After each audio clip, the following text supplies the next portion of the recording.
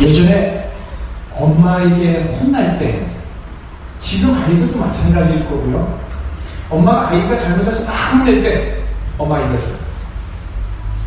눈 똑바로 떠, 엄마 똑바로 봐. 그래, 애가 엄마를 딱 봤어. 어디 엄마를 똑바로 쳐다봐? 뭘 잘했다고? 그렇죠. 그러면 이제 애가 겁을 먹어서 보면서 가만히 있어요.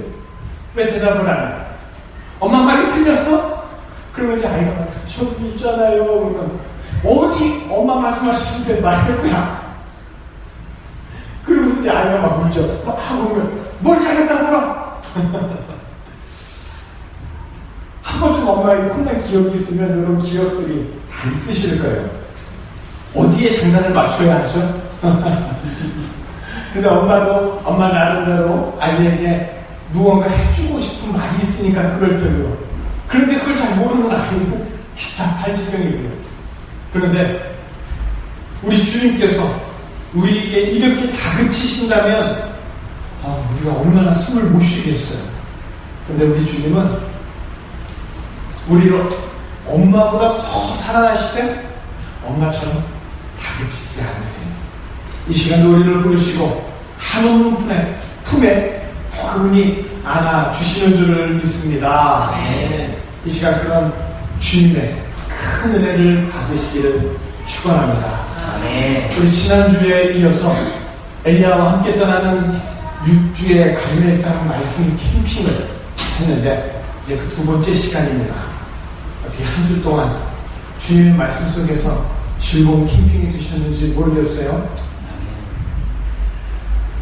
이제 그 두 번째 여정을 떠날 터인데 정말 말씀 속에서 늘 살아가는 그런, 왜 캠핑하면 즐겁고 재밌잖아요. 우리 주님과 늘 그렇게 즐겁고 재미난 시간들이 되시기를 축원합니다.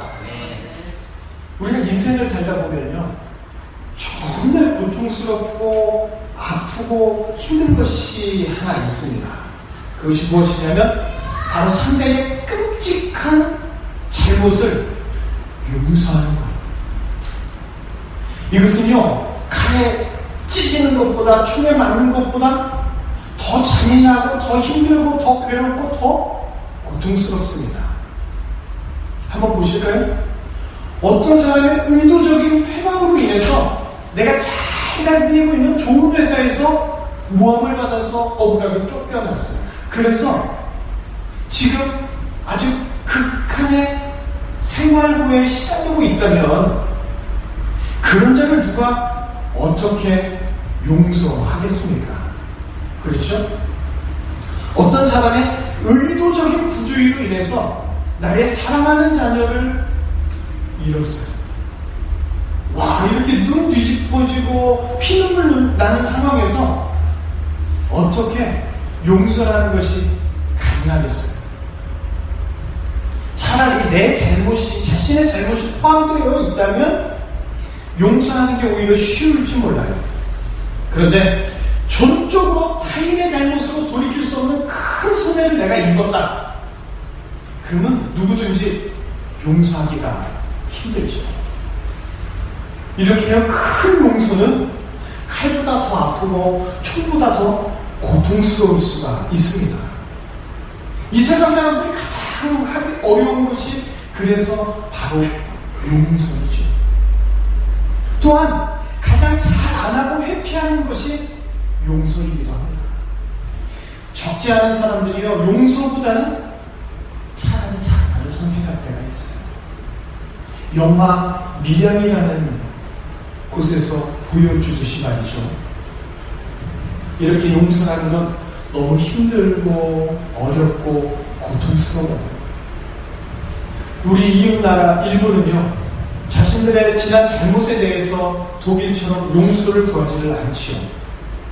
그래서인지 우리에게 일본은 가깝고도 먼 나라입니다. 그러고 보면 용서라는 건 개인이 되었던 국가가 되었던 똑같이 하기 힘들고 어렵고 고통스러운 거죠. 아무리 가까운 부부라도요 결국은 용서하지 못하니까 이혼을 하게 되는 거예요. 이혼은요 용서하지 않기 때문에 더 이상 가까이 함께 살지 않고 멀리 떨어져서 안 보고 사는 것을 의미하는 거죠. 모든 보복 살인 사건의 대부분이 바로 용서하지 못하기 때문에 발생합니다. 사람들은요, 용서를 잘 하지 못한다는 공통점을 모두가 가지고 있어요. 오늘날 폭력 사태, 국지적인 전쟁, 테러들 모두가 서로 간에 용서할 수 없는 인간의 죄성 때문에 발생하는 아주 보편적인 현상이라 말할 수 있죠. 그런데도 우리는 우리가 하고 있는 비즈니스에서, 우리가 다니고 있는 회사에서, 우리가 하고 있는 여러 가지 일들에서 눈에 보이지 않는 치열한 전투를 어쩔 수 없이 끊임없이 해 나갑니다. 인생을 살면 살수록 절대로 용서할 수 없는 자가 인생의 나이처럼 꾸준히 매년 늘어나는 것이 우리의 현실이죠. 자, 오늘 성경에 엘리야가 나옵니다. 엘리야는요, 여호와 하나님을 버린 채 바알 신을 섬기는 이스라엘 백성들을 다 오라고 불러 모았어요. 백성들에게 너희가 어느 때까지 머뭇거리겠느냐 그러면서 갈멜산에서 불러 응답할 수 있는 그 신을 참 신으로 결정하자, 그렇게 제안을 했습니다. 그래서 모든 이스라엘 백성들이 갈멜산에 모여 있지요. 그리고 먼저 바알의 제사장들이 제단에 소를 바치고 불러 응답해달라고 아침부터 정오를 지나서 저녁까지 450명이 열심히 기도합니다. 하지만 불은 하늘에서 내리지 않았어요. 바알의 제사장들이요, 칼과 창으로 자신의 몸을 찌르고 째면서 그 피를 흘리면서 간절히 기도하는 모습을 백성들이 멀리서 다 바라보고 있었습니다. 그런데 안타깝게도 저녁이 되어서까지 바알 제사장들의 기도는 결국 응답 없이 끝이 나버렸어요. 이제 바알의 제사장들은 자신의 신이 더 이상 불러 응답하지 않는다는 것을 시인할 수밖에 없게 된 거죠. 자신의 몸을 칼로 붓고 막 창으로 찔러보고 피를 내면서 이리저리 뛰어가면서 간절히 기도해봤지만 바알 신은 응답하지 않았습니다. 그렇게 바알 제사장들의 요란한 기도는 끝이 났어요. 그리고 이제 엘리야의 차례가 된 거죠. 엘리야는 혼자서 제단으로 올라갑니다. 그리고 제단에 제물을 바치고 불을 내려주시옵소서 하고 이렇게 기도하기 전에 백성들 보고 가까이 오라고 하는 게 오늘 본문 말씀이에요. 백성들 보고 가까이 오라고 엘리야는 말합니다. 그런데 그 백성들이 어떤 백성들이냐면 하나님을 버리고 멀리 떠난 그런 백성들이에요.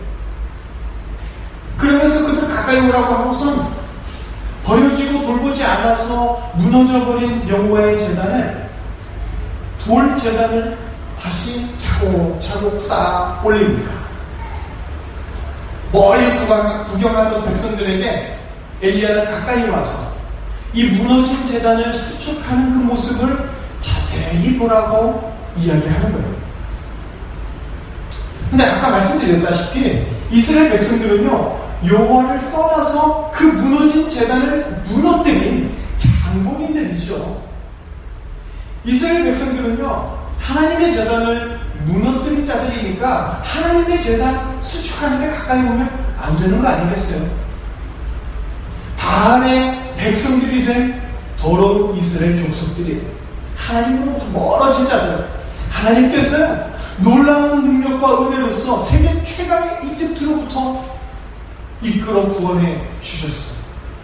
그런데 그런 하나님을 이스라엘 백성들은 버렸어요.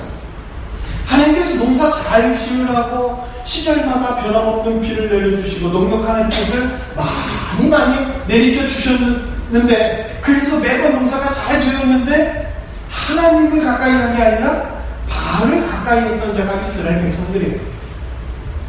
하나님께서 수시로 다른 나라의 침략으로부터 때마다 지키고 보호해 주셨는데 이스라엘 백성들은 바알신께서 우리를 지켜주셨다. 그리고 바알신에게 제사 드린 완악한 백성들입니다. 여호와 하나님 대신에 바알신을 참신이라고 믿었던 자들이에요. 그러면서 여호와의 백성들, 제사장들이 죽거나 말거나 내버려두고 여호와의 제단을 다 회파하고 그렇게 하나님을 가까이 하지 않았던 자들. 하나님께서 분명 예쪽에 이름을 주셨는데 이스라엘이라는 아름다운 이름을 주셨지만 그 이름대로 살지 않고 이방인을 섬기면서 하나님을 무시하고 하나님을 대적하고 하나님을 능욕했던 자들이에요. 그래서 그들이 살고 있던 땅에 3년 6개월 동안이나 비는커녕 이슬 한 방울 내리지 않았어요. 그렇게 큰 고통을 당하면서도 여전히 하나님께 돌아올 줄 몰랐던 그 백성들. 죄를 짓고 무지하고 돌아올 줄 모른다면 하나님의 불이 하늘로부터 내려올 때 그런 자들 그냥 다 태워 죽이고 심판해야 되지 않겠습니까? 1벌 100개라는 말이 있잖아요. 그런데 이런 타락한 백성들에게, 이스라엘 백성들에게 엘리야는 가까이 오라고 하고 있어요.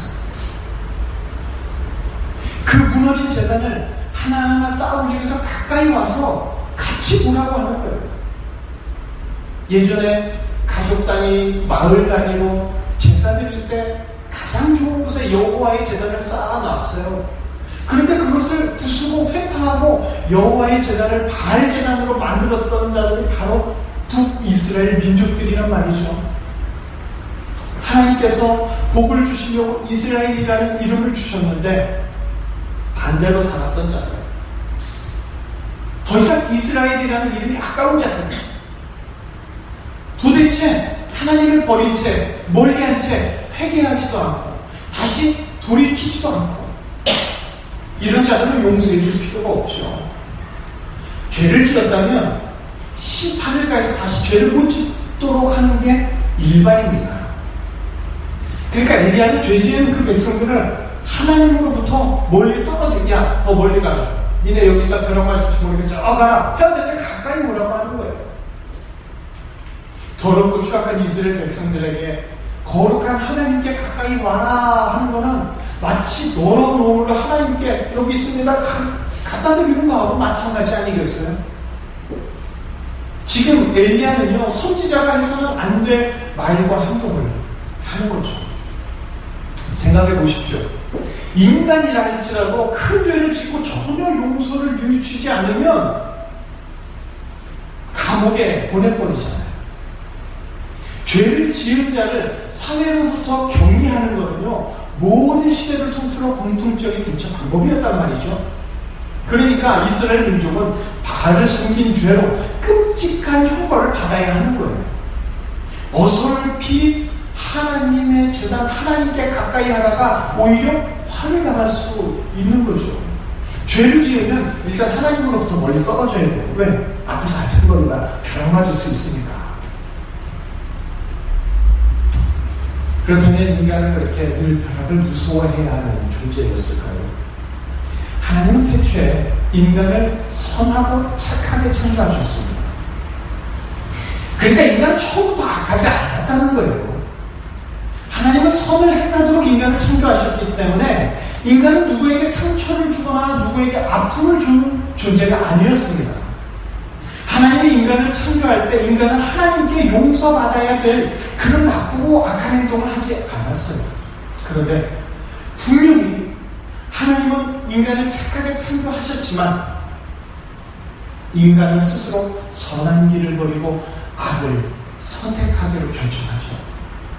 하나님은 창조하신 인간에게 엄청난 자발적 권한을 주셨어요. 인격적인 존재이기 때문에요. 인간은 선한 길을 선택할 수도 있고 악한 길을 선택할 수도 있었죠. 그런데 인간은 악한 길을 선택했습니다. 더 이상 하나님을 가까이 섬기기를 원치 않았죠. 인간은 하나님이 주신 막강한 권한을 가지고 하나님을 떠나기로 결정했어요. 해버렸습니다. 그렇게 인간이 하나님을 부담스러워하고 하나님을 멀리하고 난 다음에 그렇게 하나님과 완전히 멀어져 버렸습니다. 이게 인간의 타락이었습니다. 이게 바로 인간의 죄악인 거죠. 그리고 타락한 인간은요, 이 세상을 살아가면서 반드시 누군가에게 아픔을 주고 상처를 줍니다. 그래서 인간은 그 전에 어떤 용서라는 생소한 개념 속에 살아가게 된 것이죠. 타락한 인간은요, 반드시 누군가를 아프게 합니다. 반드시 누군가에게 잘못을 해요. 죄를 짓고 타락한 후부터 끊임없이 누군가의 마음에 상처를 주는 게 바로 인간입니다.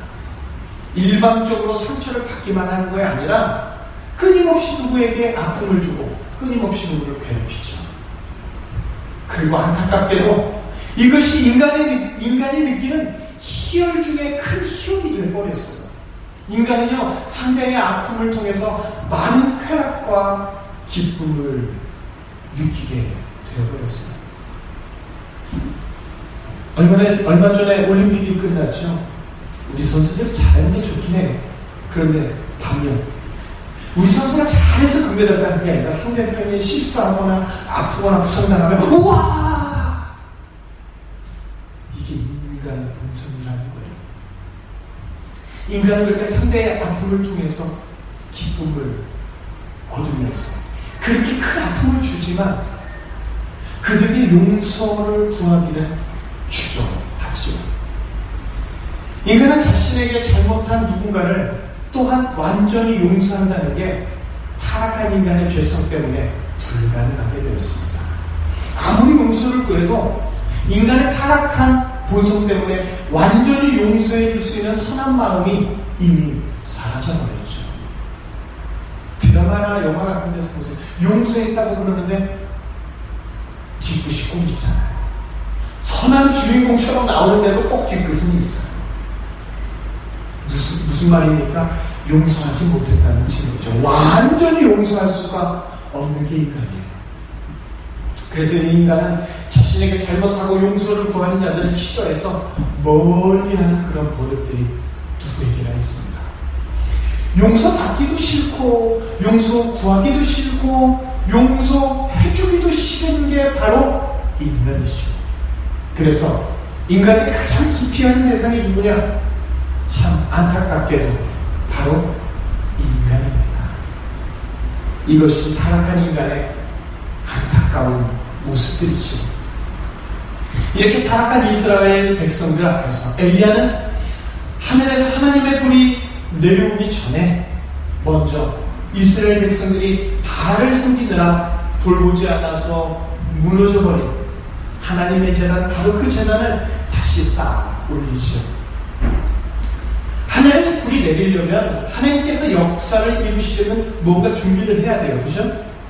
하나님께서 불을 내리도록 폐파당하고 파손당한 하나님의 제단을 엘리야는 다시 쌓아 올리는 거예요. 엘리야는 무너진 제단을 다시 수축하면서 혼자 쌓는 게 아니라 여호와 하나님으로부터 멀리 떠난 이스라엘 백성들을 가까이 오라 친근하게 이야기하고 있습니다. 이스라엘 백성들에게 하나님의 제단 수축하는 것을 가까이 보면서 마음으로 동참하라고 엘리야는 자기에게 가까이 와서 보라고 따스하게 지금 말하고 있습니다. 엘리야가 이스라엘 백성들에게 가까이 오라고 하는 데는 이유가 있겠지요? 여호와의 제단을 회복하면서 이스라엘 민족도 회복시키고 싶었어요. 제단이 무엇입니까? 하나님과 인간이 제사를 통해서 서로 만나는 가장 가까운 장소거든요.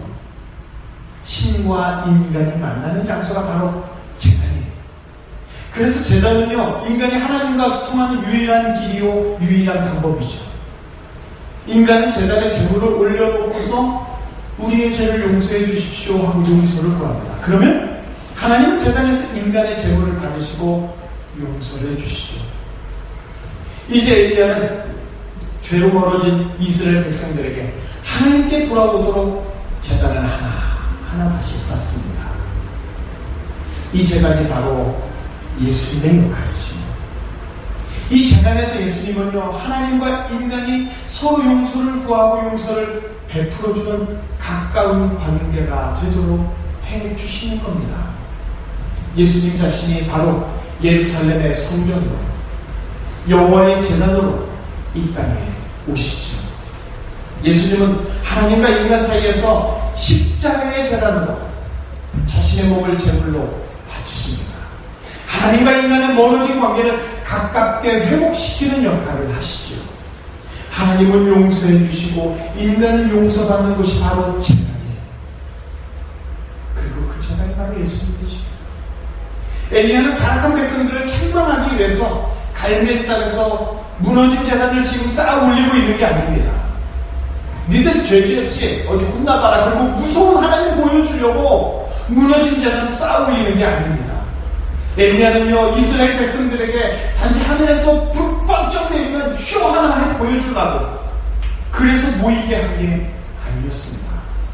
엘리야는요, 다시 비가 오게 하는 하나님의 용서의 제단을 하나하나 쌓아 올리면서 이스라엘 백성들의 죄가 용서받도록 해주고 싶었던 거예요. 다시 하나님께 가까이 다가오는 자가 되도록. 그래서 엘리야는 제단을 쌓아 올립니다. 단지 돌을 높이 쌓는 걸 의미하는 게 아니에요.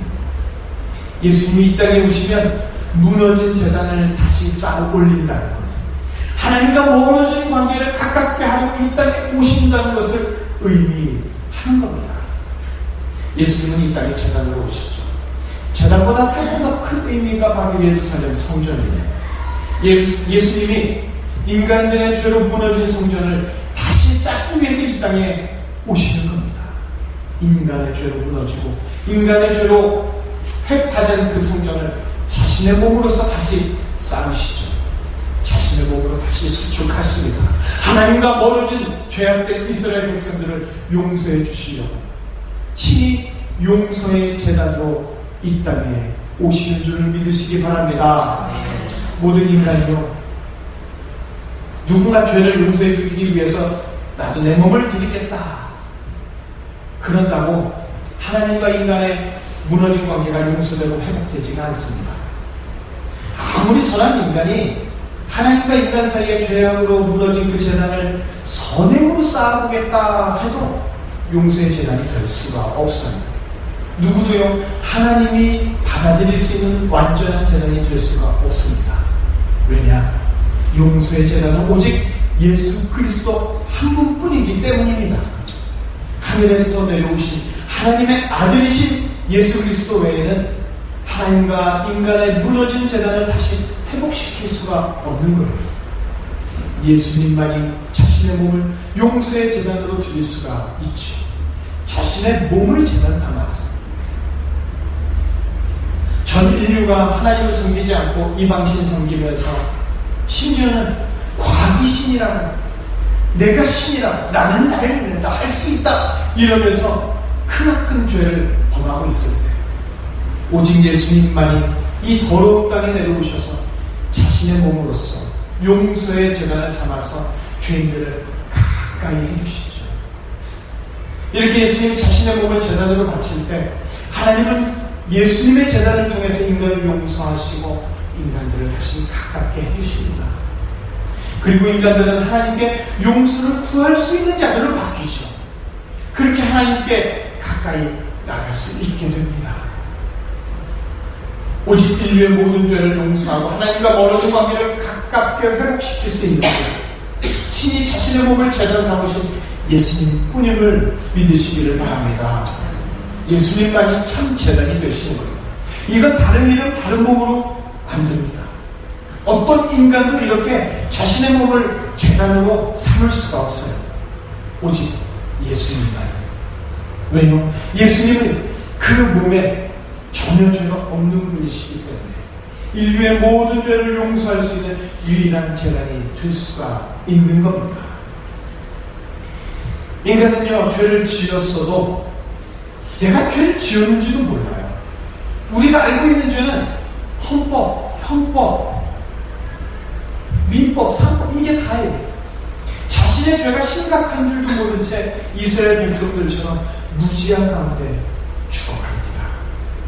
하나님께 그 끔찍한 죄를 지었지만 가슴 아파하면서 용서를 구하지 않아요. 하나님은 인간의 죄 때문에 진노하시고 그렇게 인간을 멀리하시죠. 그때 예수님께서 이 땅에 오십니다. 예수님은 하나님께 인간의 죄를 용서해달라고 자신을 제단으로 바칩니다. 그렇게 인간의 죄를 용서해 주시기 위해서 예수님은 친히 제단이 되시죠. 제단이 뭡니까? 희생의 장소예요. 제단은 죽음의 장소예요. 제단이라면 거기서 누군가가 죽어야 되는 거죠. 바로 제단의 더 큰 의미가 성전이죠.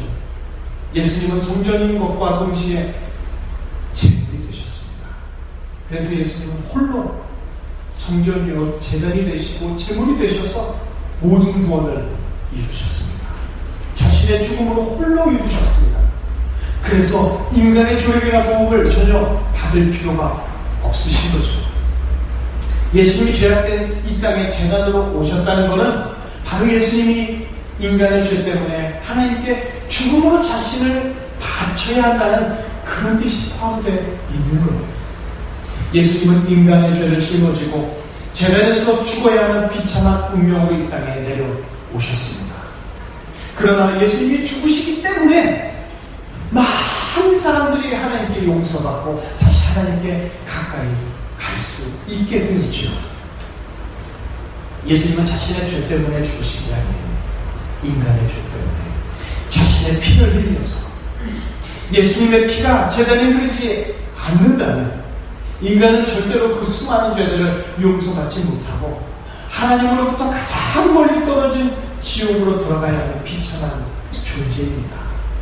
그러나 예수님이 제단으로 이 땅에 오셨기 때문에 피를 흘리는 고난과 죽음으로써 인간은 그 피 묻은 제단으로만 용서받을 수 있게 된 줄을 믿습니다. 예수님이 제물이라는 건 우리가 다 알고 있죠. 제가 부처 말씀드렸듯이 예수님은 이 땅에 오셔서 죄를 지은 인간들을 위해 제물이 되셨어요. 그런데 또 다른 의미가 있어요. 뭐냐? 앞서 말씀드린 대로 예수님은 바로 제단입니다. 예수님은 자신을 성전으로서 말씀을 하시죠. 예수님은 자신 제단 된다고, 성전 된다고 자주 말씀하세요. 그래서 예수님이 이렇게 말씀하시죠. 저 성전을 헐어라. 내가 3일 만에 다시 지겠다. 이것에 대해서 당시 사람들은 전혀 깨닫지 못했어요. 아이고, 이거 지는데 몇 년 걸릴 줄 알아? 그러나 성전은 바로 예수님의 몸을 가리키고 있는 거죠. 예수님 자신이 죄악으로 하나님과 멀어진 인간들을 위해서 이 땅에 오셔서 용서의 제단, 용서의 성전이 되셔서 다시 하나님과 인간을 그 안에서 회복시키겠다는 겁니다. 에덴 동산에는 성전이 없었어요. 제단이 없었죠. 왜? 에덴 동산 전체가 바로 하나님과 가깝게 만날 수 있는 만남과 교제의 장소였기 때문이죠. 그런데 인간이 타락한 이후에 인간이 하나님과 만날 수 있는 장소는 바로 성전이요 제단밖에 없어졌어요. 예수님이 제단이 되시는 이유는 제단이 바로 죄를 용서받는 곳이기 때문입니다. 제단의 그 돌에 의미가 있는 게 아니에요. 커다랗고 신기하게 생긴 돌이 죄를 용서해 주는 게 아니라 이 돌들이 바로 예수님을 의미하는 거죠. 그러니까 돌들 위에 받쳐진 제물이 거룩해서가 아니라 제단이 되신 예수님의 이름으로 용서받기 때문에 우리의 모든 죄는 용서받는 거예요. 예수님은 하나님과 멀어진 인간들을 하나님과 다시 가깝게 하시려고 이 땅에 오시죠. 제단의 참 의미는 바로 용서입니다. 성전의 커다란 의미는 바로 멀어진 하나님과 다시 가깝게 만나는 거예요. 그래서 바로 제단과 성전이 예수님을 가리키는 겁니다. 예수님이 종종 말씀하시죠. 제물보다 제단이 더 중요하다. 왜요? 제단이 바로 자신을 가리키기 때문에 그렇게 말씀하시는 거예요. 예수님은 자신을 가리키는 성전과 제단을 귀하게 말씀하셨습니다. 마태복음 23장에 한번 보면 이런 말씀이 있어요. 17절에 어리석은 맹인들이여 어느 것이 크냐? 그 금이냐 그 금을 거룩하게 하는 성전이냐. 또한 19절에요. 맹인들이 어느 것이 크냐? 그 예물이냐? 그 예물을 거룩하게 하는 제단이냐? 예수님은요, 하나님과 인간을 다시 가깝게 하시려고 친히 제단으로 이 땅에 오셨어요. 참된 제단이신 예수님 때문에 하나님이 인간을 용서하시고, 가까운 성전 되신 예수님 때문에 인간은 하나님께 다시 가까이 나아가서 용서를 구할 수 있는 새로운 피조물이 된 겁니다. 예수님이 이 땅에 가깝고도 친밀한 제단이 되어주셨음을 기뻐하시기를 바랍니다. 진정한 용서는 자신의 몸을 깨뜨려서 죄인을 용서해 준 겁니다. 자신의 희생 없이 누군가를 용서해 줄 수가 없어요. 용서는 반드시 큰 고통을 수반합니다. 용서는 편하게 기쁘게 용서해 줄게 이렇게 되지 않아요. 진정한 용서란 자신의 몸과 마음을 깨뜨리는 고통 없이는 할 수가 없습니다. 예수님은 자신의 몸을 깨뜨리시고 그렇게 인간의 죄를 용서해 주셨어요. 자신의 몸을 깨뜨려서 용서하셨기 때문에 죄인들을 가까이 품어주실 수 있으셨습니다. 죄인들을 용서해 줄 수 없다면 절대 가까이 하지 못하죠. 가까이 해줄 수 있는 용서가 완전한 용서입니다. 예수님은 가까이 하시려고 죄인들을 가까이 두시려고 해주신 용서이기 때문에 예수님의 용서는 완전한 용서입니다. 용서하고도 멀리 한다면 무늬만 용서죠. 그런 용서는 자신을 깨뜨린 희생적인 용서가 아니라 자신의 이익에 따라서 상황에 따라서 하는 부분적인 용서밖에 되지 않죠. 자신의 희생 없는 용서는 절대 가까이 할 수가 없습니다. 용서는 예수님처럼 자신을 깨뜨려서 가까이 해 주어야만 합니다. 이것이 바로 예수님을 본받는 용서이죠. 하나님은 인간들이 자신을 위해서 신을 만들고 또한 스스로 신이 되려고 할 때, 그렇게 하나님의 대적자가 될 때 하나님은 인간들의 죄를 용서해 주시기 위해서 용서의 예수님을 미리 준비하셨습니다. 예수님에게 용서의 대전이 되도록 하나님의 풍성한 지혜로 미리 예비하셨죠. 하나님은 인간들이 스스로 자신의 죄를 뉘우치고 돌아올 수 없다는 것을 알고 계십니다. 아무리 긴 세월이 지나도 인간은 스스로 뉘우치고 돌아올 수 없기 때문에, 그래서 하나님은 예수님을 이 땅에 보내시되 인간들의 죄악을 용서해 줄 수 있도록 용서의 제단으로 보내주셨습니다. 자비로운 하나님 아버지께서 예수님을 보내지 않았다면 인간들은 자신의 죄를 인식하지도 못하고 깨닫지도 못하고 하나님과 멀어진 인생 속에서 영원한 형벌 속에 그냥 죽을 수밖에 없었어요. 그러나 하나님께서 예수님을 성전으로 보내시고 제단으로 보내주셔서 인간들은 다시 하나님께 가까이 돌아올 수 있게 되었음을 믿습니다. 이제 하나님은 이스라엘 땅에 있는 예루살렘 성전을 폐하시고 예수님만을 온전한 성전과 제단으로 우리 모두에게 주셨음을 기뻐하시기를 바랍니다. 아멘. 이스라엘에 가야 성전이 있는 게 아니에요. 하나님은 그 이스라엘 성전을 이제 폐하셨어요. 거기 이슬람이 들어와 있죠. 그거 다시 회복 안 하세요. 왜? 예수님만이 우리에게 참 성전이요 제단이시기 때문입니다. 엘리야가 하늘에서 불을 내리기 전에 제단을 쌓았죠. 지금 450명하고 대결하는데 빨리 후딱 불을 내려야 하는 거 아니에요? 근데도 먼저 제단을 쌓은 것은 이스라엘 백성들의 모든 죄악을 용서해주고 싶은 마음이었어요. 하늘에서 내리는 불은요 바로 용서의 불입니다. 하나님이 참 신이라는 사실을 무지한 이스라엘 백성들에게 알려주기 위한 은혜의 징표였습니다. 먼저 하늘에서 불이 내리기 전에 제단을 쌓아 올리고 회복하는 것은 죄악된 이스라엘을 향하신 하나님의 용서의 징표였죠. 하나님의 불이 내리기 전에 엘리야는 제단을 쌓아 올립니다. 엘리야가 제단을 그렇게 쌓아 올리는 행동은 수백 년 뒤에 오실 바로 그 예수님을 의미하는 것이죠. 엘리야는 오실 예수님을 준비한 거예요. 제단으로 오실 예수님을 준비한 겁니다. 엘리야가 왜 큰 선지자가 되었겠어요? 불을 내릴 수 있는 선지자라서? 아니요. 바로 예수님을 상징하는 제단을 수축했기 때문에, 예수님이 이 땅에 오실 것을 미리 알려주는 선지자였기 때문에 선지자 중에 큰 자가 될 수 있었습니다. 누가 큰 선지자입니까? 바로 예수님을 상징하는 선지자입니다. 누가 큰 선지자일까요? 예수님이 이 땅에 오실 것을 예표하고 말하는 선지자입니다. 엘리야는 이 땅에 타락한 이스라엘 백성들 앞에서 용서의 제단을 쌓으면서 백성들을 가까이 오라고 하죠.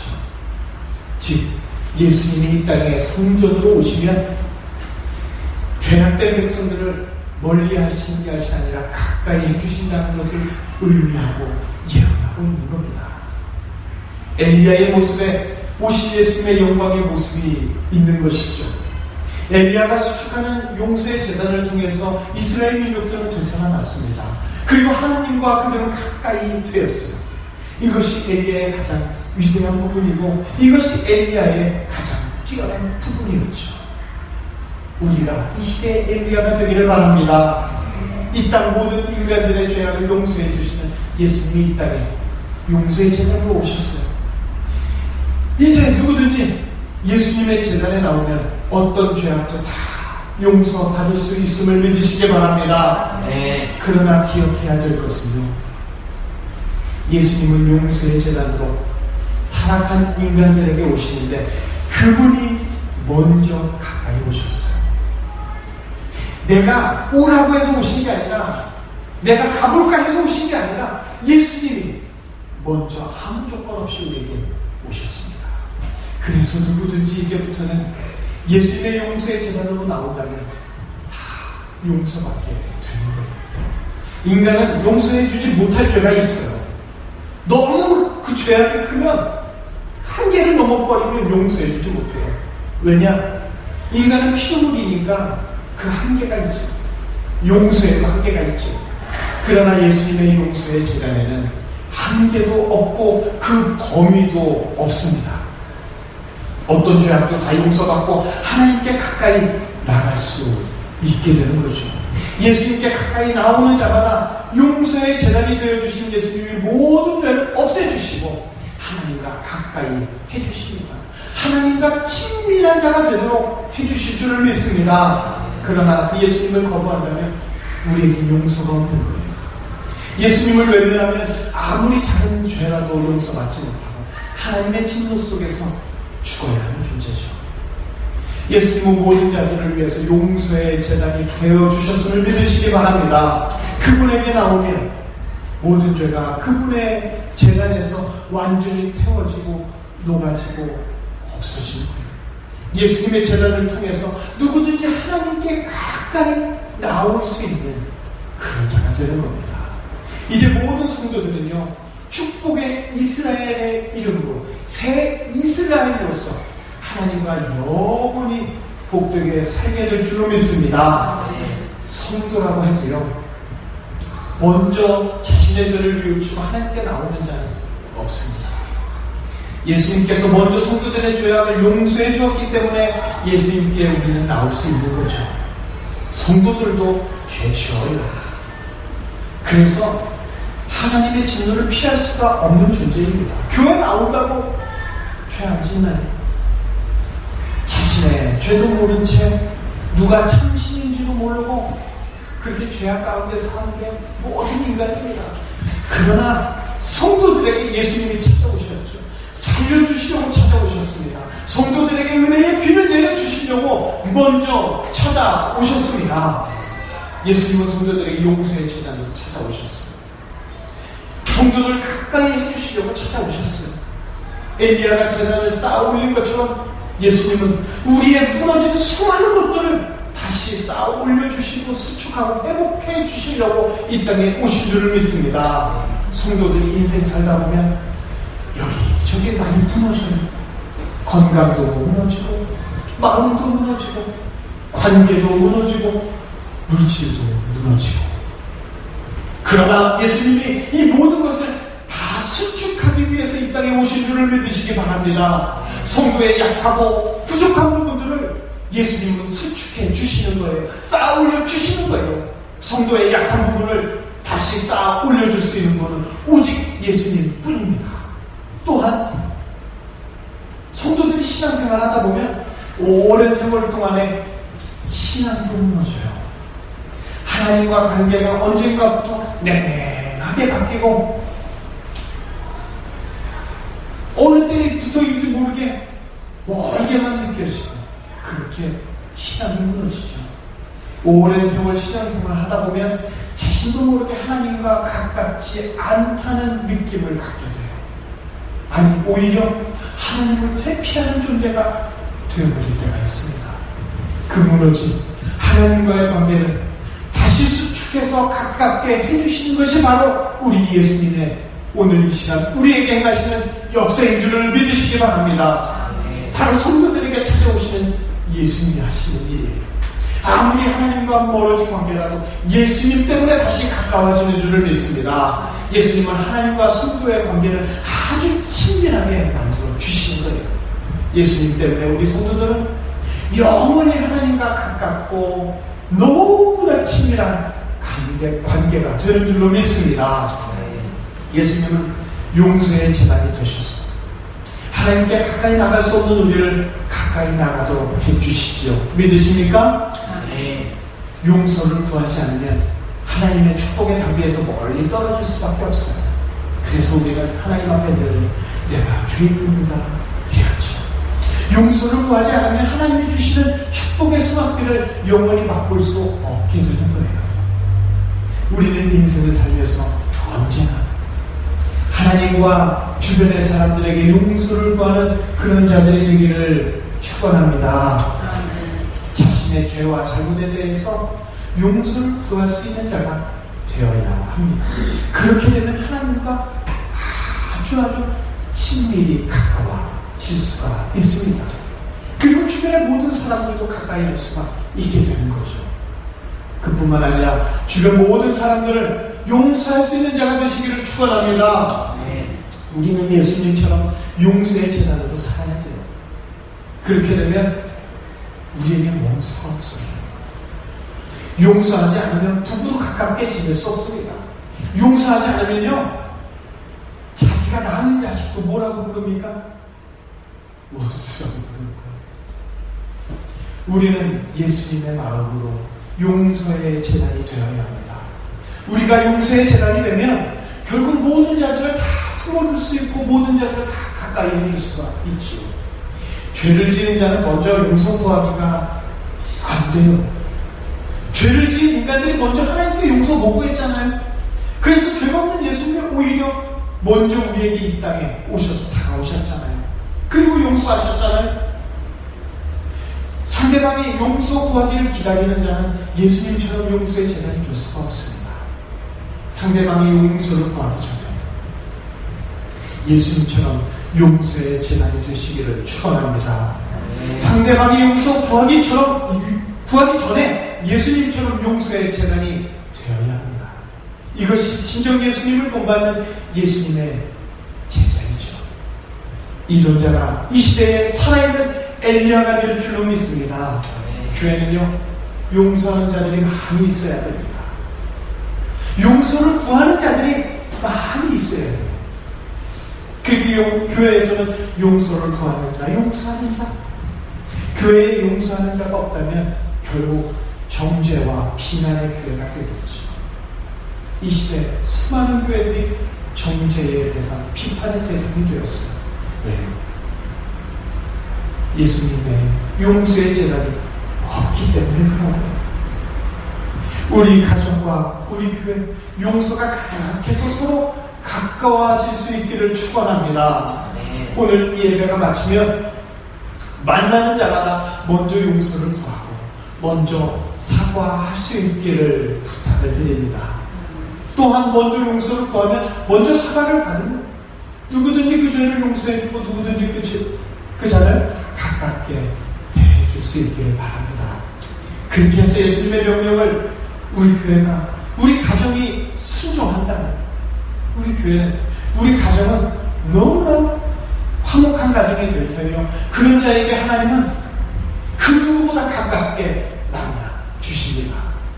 그런데 우리가 이렇게 예수님의 명령을 준행하고 싶기는 한데 그것이 나의 힘과 능력으로는 이루어지지가 않죠. 내가 용서하고 싶다고 용서가 되면 얼마나 좋겠어. 그것이 안 될 때가 너무나도 많죠. 그래서 우리는 성경에 나타난 예수님의 참모습을 보아야 합니다. 성경에 기록된 예수님을 따라가야 하는 것이죠. 그러기 위해서 날마다 성경을 가까이 하시기를 바랍니다. 날마다 성경을 읽으시기를 바라요. 스마트폰을 꺼내서 기사를 읽고 게임을 보고 SNS를 확인하는 것이 아니라 먼저 성경을 들여다보시기를 바랍니다. 날마다 성경 속에서 예수님을 발견하는 자는 저절로 용서하는 자로 하나님을 이끌어 주십니다. 자신과 싸우면서 마음이 힘이 괴로우면서 그렇게 용서하는 게 아니라 그런 괴로움 없이 예수님의 마음으로 용서할 수 있게 되는 거예요. 예수님을 본받는 예수님의 제자가 될 수 있습니다. 예수님을 따라가려면 날마다 성경을 가까이 하면서 그 속에 나타난 예수님이 어디로 가셨는지 어떻게 하셨는지를 보아야죠. 예수님이 어떤 분인가를 성경을 통해서 정확하게 알아야 합니다. 그 예수님을 나의 빈 마음에 날마다 가득 채워야 하죠. 그렇게 하면 예수님께서 내 속에서 내 주변의 모든 자들을 용서하도록 역사하시고 예수님의 마음으로 살게 해 주실 줄로 믿습니다. 결국 예수님의 마음으로 살지 못하면 날카로운 정죄와 비판으로 사는 거예요. 밤에는 불면증, 낮에는 소화불량. 내가 비판하면서도 또 나도 비판받지 않아요?